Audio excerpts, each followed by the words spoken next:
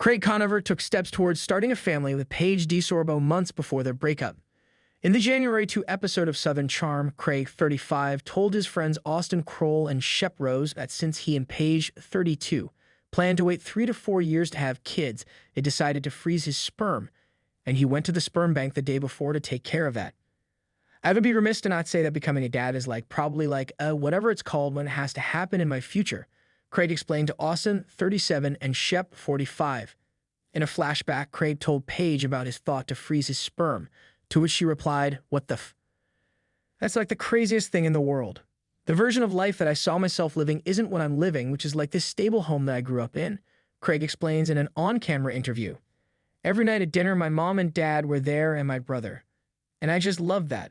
But I think if you find the right person and they happen to be a Fisi Italian from New York, things aren't always going to go how you have them planned.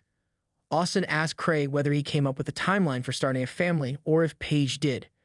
She did, and then it made sense to me, Craig said. Without any influence from Paige, yes, I'd be like, all right, you date for a little while, then you get married, then you have kids. We're going to do that one day, but why don't we just try and make as much money as possible now? Craig assured Austin that he still definitely wanted to become a dad one day and that it didn't need to happen at that exact moment in time.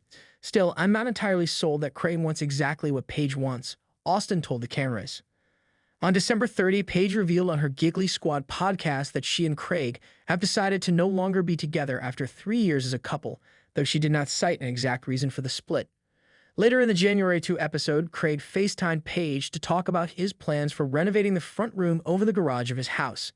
He expressed interest in turning it into a multifunctional room where I can craft. Don't worry about me. You knew what you wanted in that room, Paige said to Craig.